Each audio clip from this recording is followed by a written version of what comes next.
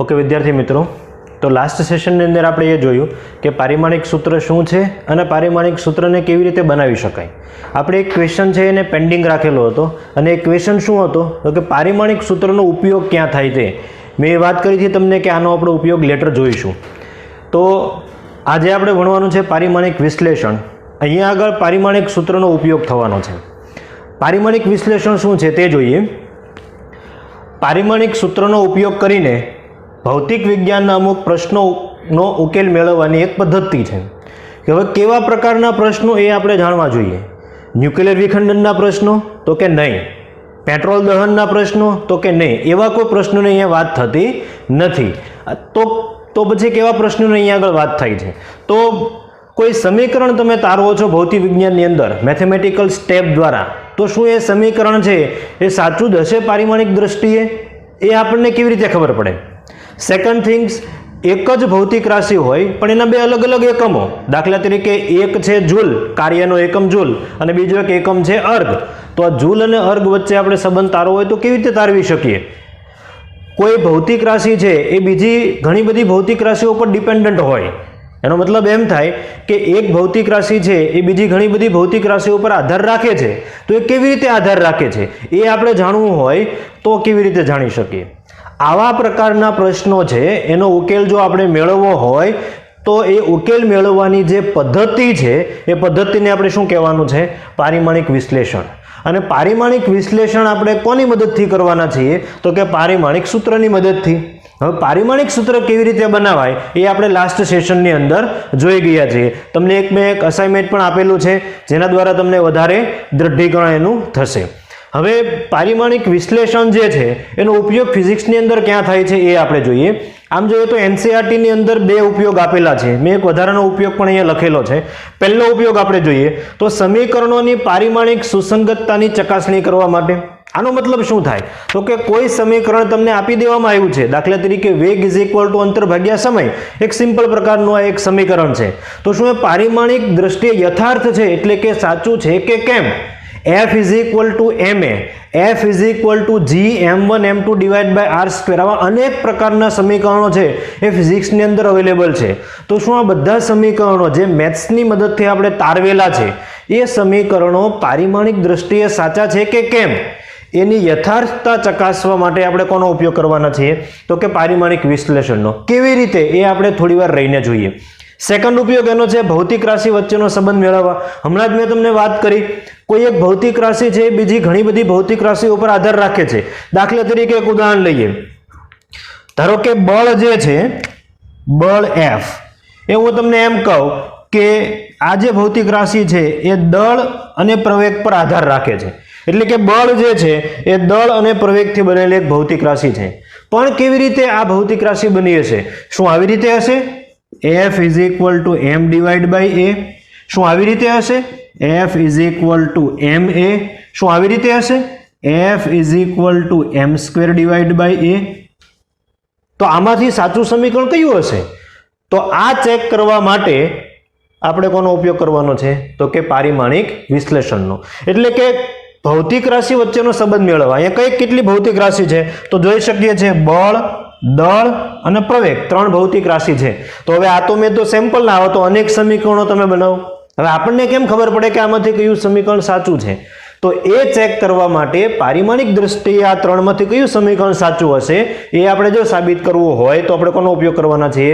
પારિમાણિક વિશ્લેષણનો. આપણે જાણીએ છીએ આ સમીકરણની અંદર કે F is equal to ma આ સાચું સમીકરણ છે. બરાબર, આ વેલનોન ઇક્વેશન છે ન્યૂટનના ગતિના નિયમનું. એટલે આપણને ખબર છે કે F is equal to m by a, m square by a. આ સમીકરણો કેવા છે? રોંગ છે. આ તો સમીકરણો તમે ભણી ગયા છો એટલે તમને ખ્યાલ છે નાના ધોરણની અંદર. પણ કોઈ અનનોન સમીકરણ તમારી સામે આવી જાય છે, ઇન ફ્યુચર તમારે ચેક કરવું છે કે એ સમીકરણ પારિમાણિક દ્રષ્ટિએ સાચું છે કે કેમ, તો તમારે કોનો ઉપયોગ કરવાનો છે? પારિમાણિક વિશ્લેષણનો. જો અહીંયા વારંવાર એક શબ્દનો ઉપયોગ કરું છું, પારિમાણિક દ્રષ્ટિએ.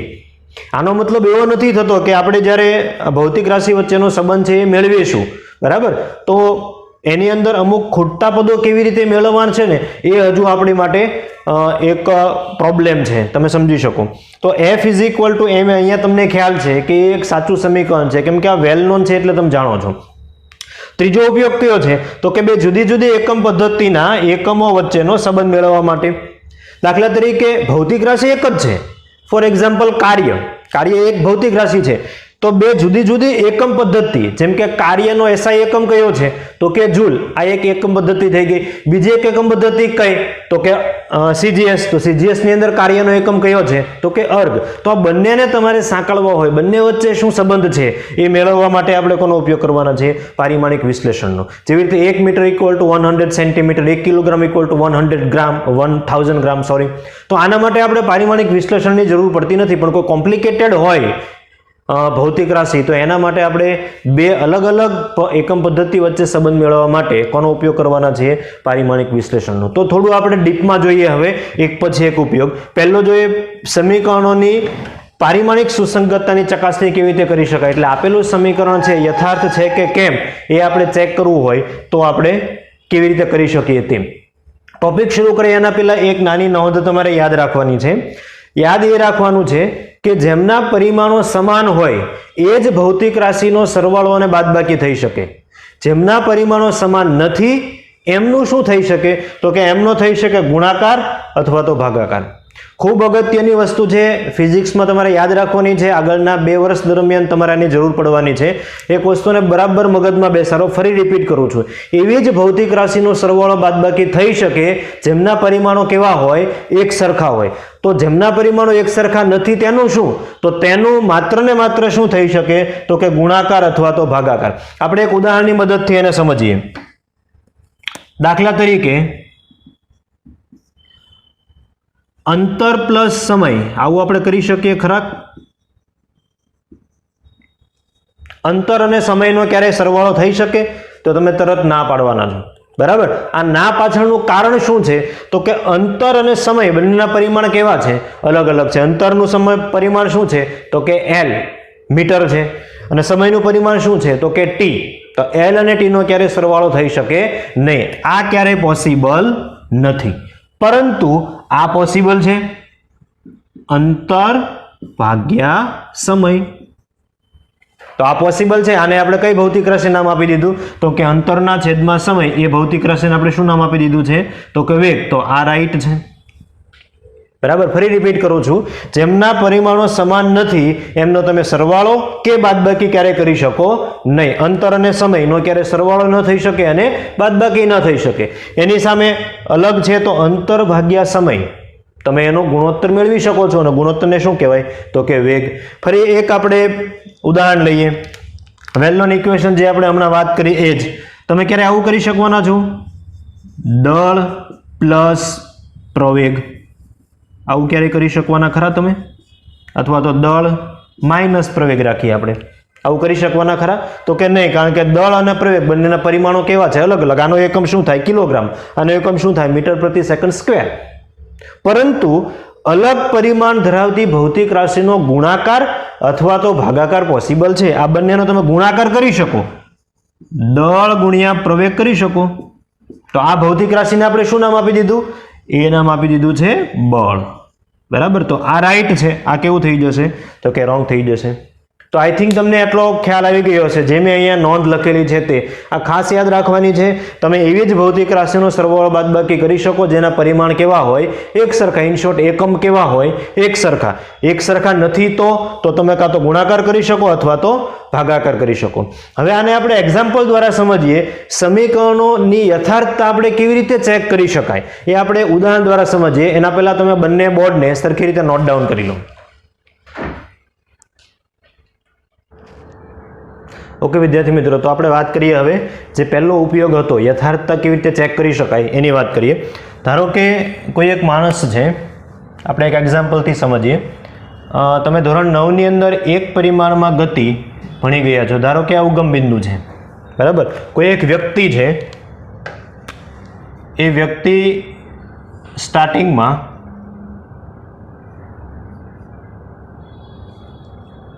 ઉગમ બિંદુથી x0 જેટલા અંતરે છે. હવે શું છે તો કે હવે એ પ્રારંભિક v0 જેટલા વેગથી ધારો કે દોડવાનું શરૂ કરે છે. પ્રારંભિક કેટલા વેગથી દોડવાનું શરૂ કરે છે? v0 વેગથી દોડવાનું શરૂ કરે છે. અને આપણે થોડી વાર માટે એવું ધારી લઈએ કે વ્યક્તિ છે એનો પ્રવેગ છે a. બરાબર, જે પણ વસ્તુ અહીંયા હું સમજાવી રહ્યો છું ધોરણ 9 ની અંદર તમે ભણી ગયા છો અને આપણે આના પછીના ચેપ્ટરની અંદર ભણવાના પણ છીએ, એટલે ટેન્શન નથી. હું એક ખાલી સમીકરણ બનાવી રહ્યો છું. આ જે સ્થિતિ છે એ કયા સમયની છે? t=0 સમયની છે. હવે વ્યક્તિ t=t સમયે ક્યાં પહોંચી ગયો હશે? તો ધારો કે વ્યક્તિ ગતિ કરતો કરતો અહીંયા પહોંચી જાય છે.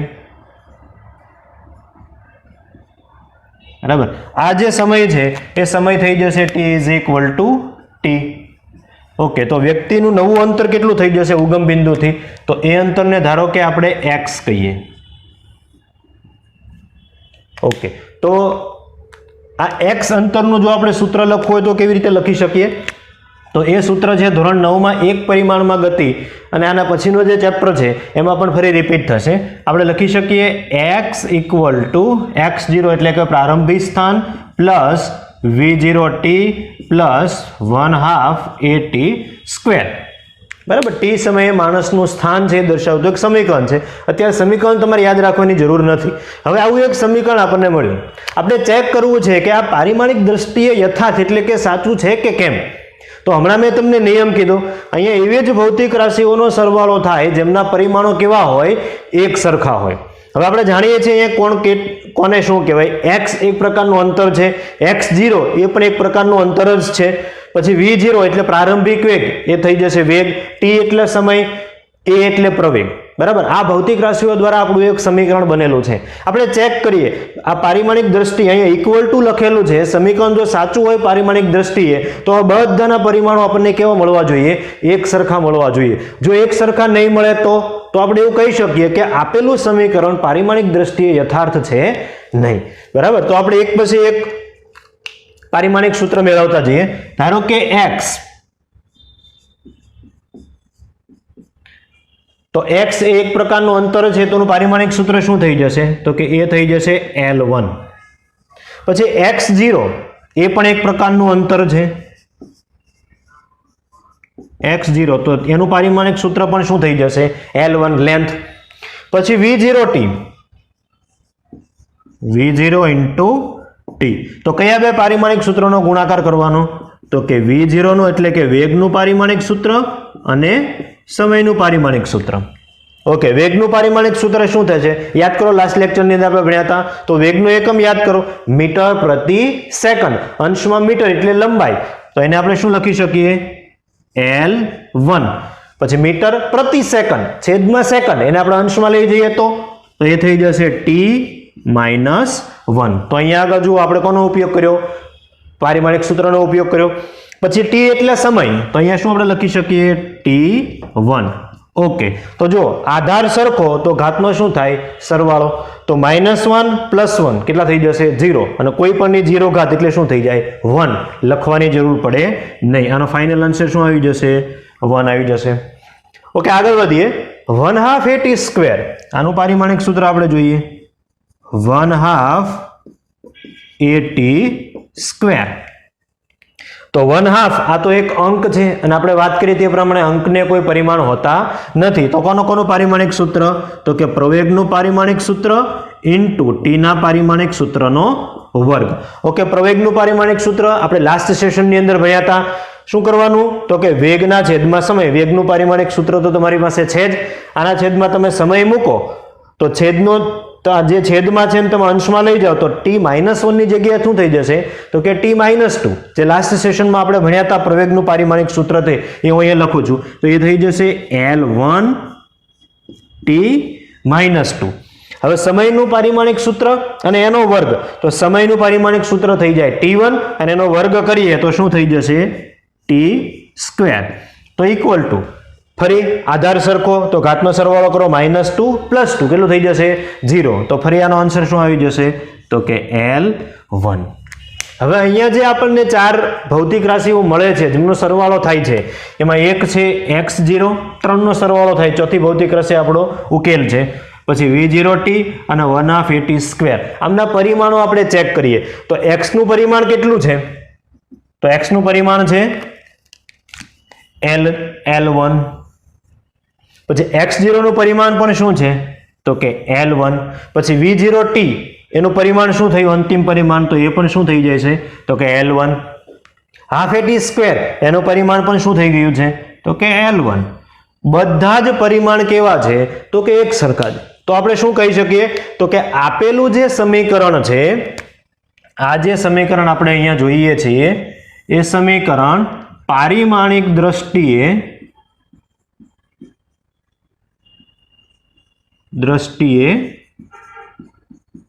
યથાર્થ છે. હજુ એક ઉદાહરણ દ્વારા આપણે સમજીએ. આ એક નાનો એક્ઝામ્પલ. તમારે સૂત્ર અત્યારે યાદ રાખવાની જરૂર નથી, સૂત્ર તમને આપી દીધું હશે, તમારે જસ્ટ એ ચેક કરવાનું છે. ક્વેશ્ચન આ છે કે આપેલું સમીકરણ પારિમાણિક દ્રષ્ટિએ યથાર્થ છે કે કેમ. તો તમારે શું કરવાનું, ખાલી બંને બાજુના પારિમાણિક સૂત્ર છે એને સરખાવવાના છે. ડાબી બાજુ હશે જે તે ભૌતિક રાશિ અને જમણી બાજુ હશે એ ભૌતિક રાશિ કોના પર ડિપેન્ડન્ટ છે. તો આપણે કહી શકીએ અહીંયા વેગ, સમય અને પ્રવેગ પર ડિપેન્ડન્ટ છે. શું તો કે t સમયે કાપેલું અંતર. બીજું એક ઉદાહરણ આપણે સમજીએ જેથી કરીને તમને પોઈન્ટ છે એ વધારે ક્લિયર થાય. ધારો કે ફિઝિક્સની અંદર એક સમીકરણ આવું પણ છે. એક એક્ઝામ્પલ લઈએ આપણે. એક સમીકરણ છે આવું, બળ F is equal two mv²/r. આવું એક સમીકરણ છે. અત્યારે તમારે યાદ નથી રાખવાનું. જ્યારે કોઈ વસ્તુ વર્તુળાકારે ફરતી હોય ત્યારે અંદર તરફ લાગતા બળનું આ સમીકરણ છે, જેને કહેવાય કેન્દ્રગામી બળ mv²/r. ખૂબ ડીપમાં આપણે આગળના ચેપ્ટરની અંદર વાત કરીશું આની. પણ ભૌતિક રાશિઓ નોન છે એટલે મેં આ એક સમીકરણ લીધું. F એટલે બળ, જેને તમે સારી રીતે જાણો છો. m એટલે દળ, v એટલે વેગ અને r એટલે તો કે અંતર, ત્રિજ્યા. બધી જ ભૌતિક રાશિ તમે જાણો છો. હવે આ સમીકરણ પારિમાણિક દ્રષ્ટિએ યથાર્થ છે કે કેમ એ આપણે ચેક કરવું છે. તો શું કરવાનું, તો કે ડાબી બાજુનું પારિમાણિક સૂત્ર તારવવાનું અને જમણી બાજુનું પારિમાણિક સૂત્ર તારવવાનું. બંને પારિમાણિક સૂત્ર જો એક સરખા થતા હોય તો પારિમાણિક દ્રષ્ટિએ યથાર્થ, એક સરખા ન થતા હોય તો પારિમાણિક દ્રષ્ટિએ યથાર્થ નથી એમ તમે કહી શકો. નીટની અંદર ખાસ આવા પ્રશ્નો આવતા હોય છે. હવે આપણે ચેક કરીએ તો ડાબી બાજુનું છે બળ. તો આપણે બળનું પહેલા પારિમાણિક સૂત્ર ચેક કરીએ. ડાબી બાજુ, ઓકે, ડાબી બાજુ આપણી પાસે છે બળ, તો એમનું આપણે સમીકરણ મેળવીએ. તો F, ઓકે, બળનું એવું કોઈ સૂત્ર છે જે તમે જાણતા હો તો કે હા, F is equal two ma. તો આપણે લખી શકીએ માસ ઇન્ટુ એક્સેલરેશન. ઓકે, તો પારિમાણિક સૂત્ર આપણે તારવીએ, ઇક્વલ ટુ માસ m. તો m એટલે અહીંયા થઈ જશે એનું પારિમાણિક સૂત્ર m1. ઓકે, પ્રવેગનું પારિમાણિક સૂત્ર હું ડાયરેક્ટ લખી શકું L1 t -2. તો કોનું પારિમાણિક સૂત્ર થઈ ગયું, બળનું પારિમાણિક સૂત્ર. તમે કોઈ પણ બીજા સૂત્રની મદદથી તારવી શકો જો ભૂલાઈ ગયું છે તો. હવે આપણે જમણી બાજુની વાત કરીએ. જમણી બાજુ, ઓકે, જમણી બાજુ આપણે પારિમાણિક સૂત્ર તારવવાનું છે mv²/r નું. તો આપણે એને બ્રેકેટમાં લખી દઈએ mv²/r. ઓકે, કયા કયા પારિમાણિક સૂત્રની અહીંયા જરૂર પડવાની છે, તો એક પડશે માસની, તો એને બ્રેકેટમાં લખીએ. પછી વેલોસિટીનું પારિમાણિક સૂત્ર, એનો શું કરવાનો છે તો કે વર્ગ / અંતરનું પારિમાણિક સૂત્ર. ઓકે, બધા પારિમાણિક સૂત્ર આપણે પ્લેસ કરીએ. તો માસનું પારિમાણિક સૂત્ર થઈ જશે m1. વેગનું પારિમાણિક સૂત્ર શું થઈ જશે તો કે L1 t -1. એનો શું કરવાનો છે વર્ગ / અંતરનું પારિમાણિક સૂત્ર એટલે ફરી શું થઈ જશે L1. તો ઇક્વલ ટુ માસ તો એક જ જગ્યાએ છે તો આ થઈ જશે m1. હવે L બે જગ્યાએ છે, અંશમાં શું છે, જો આ સ્ક્વેર કરવાનું ભૂલાય નહીં. તો ઘાતની ઘાતનો શું થાય ગુણાકાર. તો 1 × 2 એટલે 2, એટલે અંશમાં થઈ ગયો L², છેદમાં છે L1. છેદને તમે અંશમાં લઈ જાઓ તો બાદબાકી થઈ જશે. તો 2 - 1 એટલે આ શું થઈ જશે તો કે L1. પછી t -1 × 2, ઘાતની ઘાતનો ગુણાકાર, તો આ શું થઈ જશે t -2. હવે તમે બંને બાજુ ચેક કરી લો, ડાબી બાજુનું પારિમાણિક સૂત્ર અને જમણી બાજુનું પારિમાણિક સૂત્ર કેવા મળે છે, એક સરખા કે અલગ અલગ. આ થઈ ગયું ડાબી બાજુનું પારિમાણિક સૂત્ર, આ થઈ ગયું જમણી બાજુનું પારિમાણિક સૂત્ર. બરાબર નજર કરો, બંને એક સરખા જ છે. તો આપણે શું કહી શકીએ તો કે અહીં આપેલું જે સમીકરણ છે F = mv²/r, આ પારિમાણિક દ્રષ્ટિએ યથાર્થ છે, દ્રષ્ટિએ યથાર્થ છે. તો ખૂબ સિમ્પલ રીતે આપણે કોઈ પણ સમીકરણ પારિમાણિક દ્રષ્ટિએ યથાર્થ છે કે નહીં એ ચેક કરી શકીએ. જસ્ટ બંને બાજુના પારિમાણિક સૂત્ર તમારે તારવવાના છે. બંને બાજુના એક સરખા આવે તો પારિમાણિક દ્રષ્ટિએ યથાર્થ છે એમ તમે કહી શકો. હવે જે ટેક્સ્ટબુકમાં ઉદાહરણ આપણને આપેલા છે આ યથાર્થતા ચેક કરવાના એ આપણે જોઈએ. તો એના પહેલા તમે આને સરખી રીતે નોટ ડાઉન કરી લો. ઓકે વિદ્યાર્થી મિત્રો, તો આગળ જોઈએ આપણે ઉદાહરણ નંબર 2.15. ઉદાહરણ આપણી સામે કંઈક આવી રીતે રાખેલું છે. આપેલ સમીકરણ પારિમાણિક દ્રષ્ટિએ સાચું છે કે નહીં તે ચેક કરો. હવે સમીકરણ આપેલું છે 1/2mv² = mgh અને જે ભૌતિક રાશિઓ છે એમાં m છે પદાર્થનું દળ, v એટલે તેનો વેગ, g એટલે ગુરુત્વ પ્રવેગ અને h એટલે ઊંચાઈ. તો આપણે ચેક કરીએ. 2.15 નંબરનું ઉદાહરણ છે. એમાં આપણને એક સમીકરણ આપવામાં આવ્યું છે અને સમીકરણ છે એ આવી રીતે છે 1/2mv² = mgh. ઓકે, આને આપણે ચેક કરવું છે પારિમાણિક દ્રષ્ટિએ આ સાચું છે કે કેમ. તો મેથડ જે હતી તે આપણી ડાબી બાજુનું પહેલા પારિમાણિક સૂત્ર મેળવવાનું, જમણી બાજુનું પારિમાણિક સૂત્ર મેળવવાનું. બંને એક સરખા હોય તો હા અથવા તો ના. તો આપણે ડાબી બાજુની વાત કરીએ. ઓકે, ડાબી બાજુનું પારિમાણિક સૂત્ર આપણે મેળવીએ 1/2mv² નું. તો હાફ એ તો એક અંક છે, એનું પારિમાણિક સૂત્ર હશે નહીં, ઇક્વલ ટુ માસનું પારિમાણિક સૂત્ર ઇન્ટુ વેલોસિટીનું પારિમાણિક સૂત્રનો વર્ગ. એકચ્યુઅલી આપણે 1/2mv² ને ગતિ ઉર્જા કીધી હતી, તમને કદાચ યાદ હોય તો આગળના ટોપિકની અંદર. તો માસનું પારિમાણિક સૂત્ર, દળ એટલે માસ અને માસની એક ઘાત છે અહીંયા, તો આપણે શું લખી શકીએ m1. પછી વેલોસિટીનું પારિમાણિક સૂત્ર હું ડાયરેક્ટ એનો વર્ગ કરી દઉં તો શું થઈ જશે? તો કે આનું પારિમાણિક સૂત્ર હતું L1T-1, એનો વર્ગ કરીએ તો L2T-2. આ થઈ ગયું ડાબી બાજુનું પારિમાણિક સૂત્ર. હવે જમણી બાજુનું પારિમાણિક સૂત્ર આપણે મેળવીએ.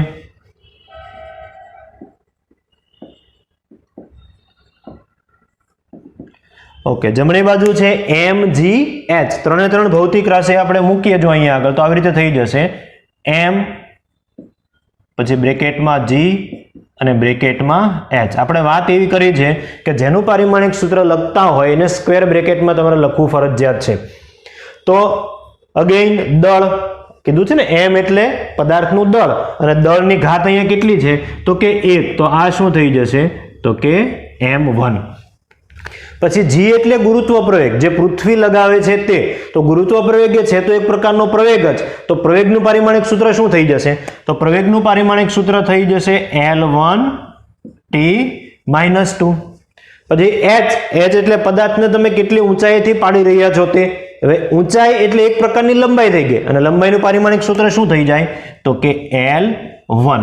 તો જો સરખી રીતે આપણે સાદુરૂપ આપીએ તો m આખા સમીકરણમાં એક જ જગ્યાએ છે તો m1, L બે જગ્યાએ છે, આધાર સરખો તો ઘાતનો શું થઈ જશે સરવાળો. તો આ શું થઈ ગયું L2 અને આ થઈ ગયું T-2. હવે બંને બાજુ આપણે ચેક કરીએ તો ડાબી બાજુનું પારિમાણિક સૂત્ર આપણને મળે m1 L2 T-2. જમણી બાજુનું પારિમાણિક સૂત્ર પણ એ જ મળે છે m1 L2 T-2. એનો મતલબ એમ થાય કે આપેલું જે સમીકરણ છે એ પારિમાણિક દ્રષ્ટિએ કેવું થઈ જશે યથાર્થ. પારિમાણિક દ્રષ્ટિએ યથાર્થ છે. એના પછી આગળનું ઉદાહરણ આપણે જોઈએ. ઉદાહરણ 2.16.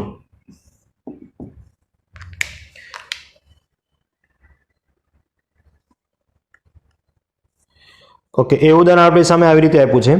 ઉર્જાનો SI એકમ joule is equal to kilogram into metre square per second square અને તે જ રીતે વેગ માટે મીટર પ્રતિ સેકન્ડ, પ્રવેગ માટે મીટર પ્રતિ સેકન્ડ સ્ક્વેર છે. તો નીચે આપેલા સૂત્રો પૈકી કે આ સૂત્રો પારિમાણિક દ્રષ્ટિએ ગતિ ઉર્જા માટેના તમે ખોટા ઠેરવશો. m એટલે પદાર્થનું દળ છે. આપણને અહીંયા 5 સમીકરણ આપવામાં આવ્યા છે. ઉદાહરણ 2.16 અને તમને એવું કહેવામાં આવ્યું છે કે ગતિ ઉર્જાની જે ગતિ ઉર્જાના જે 5 સૂત્રો છે એમાંથી કયું ખોટું છે, તમે કયા ખોટા સમીકરણો છે એ ઠેરવશો એવું કહેવામાં આવ્યું છે. અને ઉર્જાનો જે એસઆઈ એકમ છે એ અહીંયા આપણને આપી દેવામાં આવ્યો છે. એસઆઈ એકમ હું જો અહીંયા લખું એના ઉપરથી આપણે ડાયરેક્ટ ગતિ ઉર્જાનો એસઆઈ એકમ જેણે આપેલો છે એ હું અહીંયા લખી દઉં direct kilogram into metre square પ્રતિ સેકન્ડ સ્ક્વેર. ઓકે, હવે આપણે એક એક સમીકરણ ચેક કરતા જઈએ. તો 5 સમીકરણ આપણને ગતિ ઉર્જાના આપેલા છે. 5 સમીકરણમાંથી ખોટા કોને ઠેરવવાના છે એ આપણે સાબિત કરવાનું છે. હવે ડાબી બાજુનો ભાગ 5 સમીકરણમાં એક સરખો છે, ગતિ ઉર્જા, કેમ કે બધા ગતિ ઉર્જાના સમીકરણ છે. તો ડાબી બાજુનું પહેલા આપણે સમીકરણ મેળવી લઈએ, પછી જમણી બાજુના સમીકરણો મેળવીએ. તો ડાબી બાજુનું સમીકરણ શું થઈ જશે? ડાબી બાજુ છે ગતિ ઉર્જા. તો ગતિ ઉર્જાને અહીંયા k વડે દર્શાવવામાં આવ્યું છે આપણા એક્ઝામ્પલની અંદર. તો ગતિ ઉર્જાનો એકમ શું આપી દીધો? Kilogram into metre square per second square. તો અહીંયાથી ડાયરેક્ટ આપણે લખી શકીએ કિલોગ્રામ એટલે શું થઈ જશે? તો કે માસ કિલોગ્રામ m1. મીટર સ્ક્વેર એટલે લેન્થનો વર્ગ, તો આ થઈ જશે l square divide by second એટલે ટાઈમ, તો અહીંયા થઈ જશે t⁻². ઓકે, તો આ સમીકરણને આપણે જો સરખી રીતે સાદુરૂપ આપીએ તો આ બની ગયું m1 l2 t-2. 5 સમીકરણ માટે ડાબી બાજુનો જે ભાગ છે એ કેવો થઈ જશે? તો કે એક સરખો થઈ જશે. હવે આપણે જમણી બાજુના ભાગનો વિચાર કરીએ.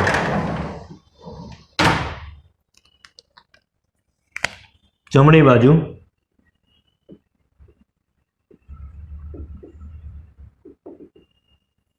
ઓકે, જમણી બાજુ એક પછી એક સમીકરણની આપણે જોતા જઈએ. ઓકે, પહેલા સમીકરણ એ નામ આપેલું છે. એ સમીકરણની જમણી બાજુ આપણને આપવામાં આવી છે m²v³. શું આપવામાં આવ્યું છે? m²v³.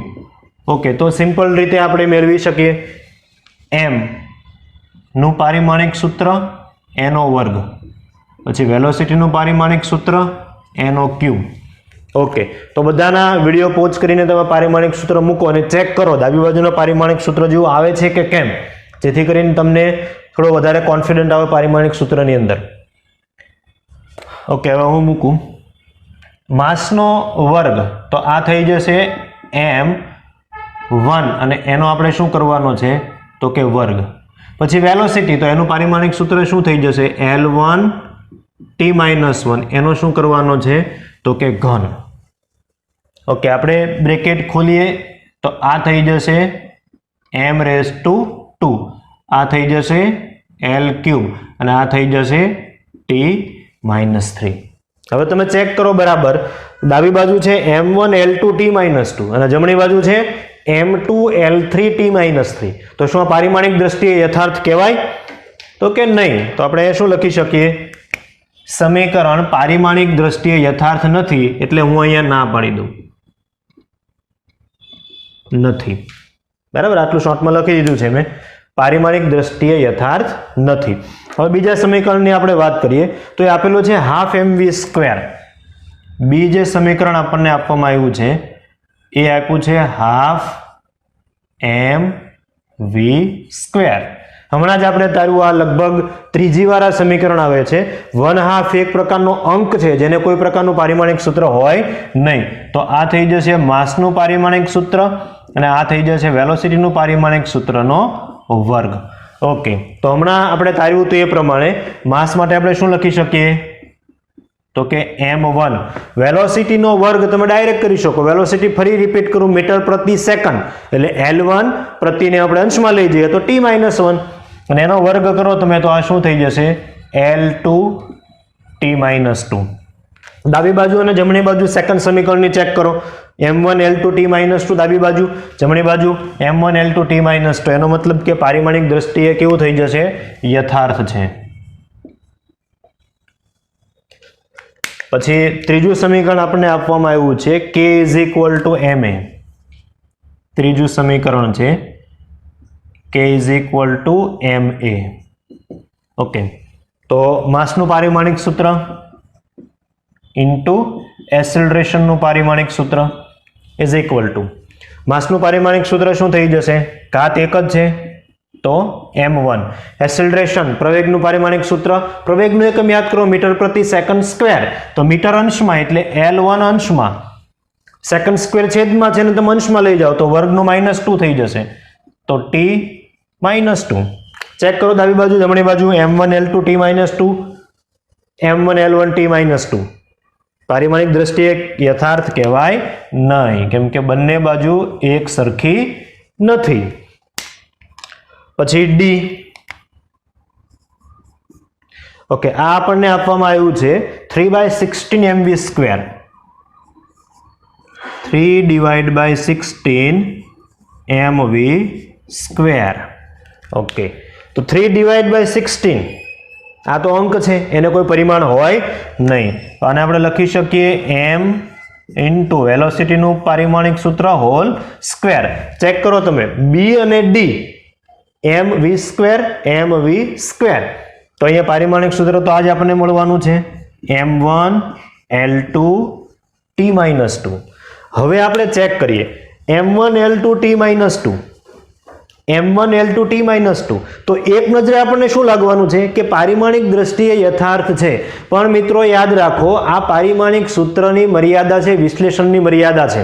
અહીંયા બંને સૂત્ર છે 1/2 mv², એમાં પારિમાણિક સૂત્ર એક સરખું મળે છે, અને 3/16 mv², એમાં પારિમાણિક સૂત્ર એક સરખું મળે છે. તો શું આને આપણે પારિમાણિક દ્રષ્ટિએ યથાર્થ કહેવું? તો કે નહીં. કેમ? તો કે અહીંયા આગળ તમે જુઓ બંને સાચું જે ગતિ ઉર્જાનું સૂત્ર છે 1/2 mv² છે. આ mv² નો જે સહગુણક છે ને એને પ્રાયોગિક રીતે આપણે મેળવવો પડે, એને આપણે પારિમાણિક વિશ્લેષણની મદદથી મેળવી શકતા નથી. જે આપણે આગળ જોઈશું આ એક પારિમાણિક વિશ્લેષણની મર્યાદા છે. બંનેમાં mv² છે, એટલે પારિમાણિક સૂત્ર કેવા મળવાના છે? એક સરખા. પણ સૂત્ર કયું સાચું છે? તો કે સૂત્ર બી સાચું છે, ડી સૂત્ર ખોટું છે. જે mv² નો સહગુણક છે આપણે પ્રાયોગિક રીતે મેળવવો પડે છે, અને એ પ્રાયોગિક રીતે વેલ્યુ કેટલી મળે છે? તો કે 1/2. તો યાદ રાખો, ખાસ યાદ રાખો તમે, જે સમીકરણ પારિમાણિક દ્રષ્ટિએ સાચું હોય એ સમીકરણ સાચું જ હોય ભૌતિક વિજ્ઞાનની અંદર એવું જરૂરી નથી. ફરી રિપીટ કરું છું, જે સમીકરણ પારિમાણિક દ્રષ્ટિએ સાચું હોય એ સમીકરણ ભૌતિક વિજ્ઞાનમાં સાચું જ હોય એવું જરૂરી નથી. પરંતુ જે સમીકરણ પારિમાણિક દ્રષ્ટિએ ખોટું હોય એ ભૌતિક વિજ્ઞાનમાં હર હંમેશ 100% ખોટું જ હોય. ફરી રિપીટ કરું, જે સૂત્ર પારિમાણિક દ્રષ્ટિએ ખોટું છે એ તો ફિઝિક્સની અંદર 100% ખોટું છે, પણ જે સમીકરણ પારિમાણિક દ્રષ્ટિએ સાચું છે તો એ ફિઝિક્સમાં સાચું હોઈ પણ શકે અને ન પણ હોઈ શકે. જેનું અહીંયા ઉદાહરણ તમારી સામે છે. જેમ કે આ ત્રીજું જે છે m × a, આ તો પારિમાણિક દ્રષ્ટિએ કેવું છે? ખોટું જ છે. એનો મતલબ કે ગતિ ઉર્જા બરાબર ક્યારેય પણ ફિઝિક્સમાં ma થાય નહીં. પણ બી અને ડી બંનેમાં પારિમાણિક સૂત્ર પારિમાણિક દ્રષ્ટિએ તો બંને તમને સાચા જ લાગશે, પણ આ સમીકરણ કેવું છે? તો કે ખોટું. કેમ કે જ્યારે પ્રેક્ટિકલી આપણે મેળવીએ છીએ mv² નો સહગુણક ત્યારે કેટલો મળે છે? 1/2 મળે છે. તો આ વાત તમારે કમ્પલસરી હર હંમેશ યાદ રાખવાની છે. તો આ સમીકરણને આપણે કેવું કહેવાનું છે? તો કે ખોટું કહેવાનું છે, નથી. ગતિ ઉર્જા વિશેની વધારે ડીપમાં ઇન્ફોર્મેશન તમે આગળનું એક ચેપ્ટર છે કાર્ય ઉર્જા અને પાવર, એમાં આપણે મેળવીશું. પણ આ એક વાત યાદ રાખવાની છે કે પારિમાણિક દ્રષ્ટિએ જે સમીકરણ સાચું હોય એ એકચ્યુઅલમાં સાચું હોય જ એવું જરૂરી નથી. અહીંયા અંક છે એના પર ડિપેન્ડ કરે છે. ઓકે, અને લાસ્ટ એક ઈ ઓપ્શન આપણી સામે આપેલો છે 1/2 mv². ઈ ઓપ્શન એક આપણી સામે રાખેલો છે 1/2 mv² પ્લસ m × a. પણ આપણે ચેક કરીએ કે આ જે છે એ પોસિબલ છે કે કેમ. હમણાં મેં તમને એક નિયમ શીખવાડ્યો હતો કે એવી જ ભૌતિક રાશિઓનો સરવાળો થાય કે જેના પરિમાણ કેવા હોય? તો કે એક સરખા. આપણે જાણીએ છીએ 1/2 mv², આ એક પ્રકારની કઈ છે? ગતિ ઉર્જા છે. એટલે આ એક પ્રકારની ઉર્જા છે. ઉર્જાના તો ઘણા બધા પ્રકાર છે, આ એક પ્રકારની ઉર્જા છે. પછી ma, તો આને આપણે ખબર છે, આને આપણે શું કહીએ છીએ? તો કે બળ કહીએ છીએ. તો એકચ્યુઅલમાં ઉર્જા અને બળનો ક્યારે સરવાળો થાય ખરા? તો કે નહીં. ઉર્જાનો એકમ શું છે? જૂલ. બળનો એકમ શું છે? તો કે ન્યૂટન. જૂલ અને ન્યૂટનનો કાર્ય સરવાળો થઈ શકે નહીં. અને તેમ છતાં જો આપણે અહીંયા પારિમાણિક દ્રષ્ટિએ ચેક કરવું હોય તો કરી શકીએ. 1/2 mv સ્ક્વેર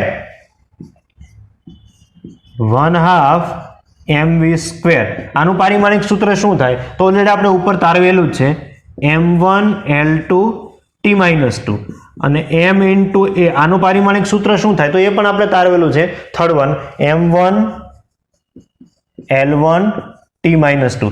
તમે ચેક કરો બંને પારિમાણિક સૂત્ર પર બંને એક સરખા નથી. પારિમાણિક સૂત્ર એક સરખા છે નહીં, એનો મતલબ કે આ સરવાળો ક્યારેય શક્ય નથી. સરવાળો શક્ય નથી. અને ન હોવાનું કારણ શું છે? તો કે બંને પારિમાણિક સૂત્ર કેવા છે?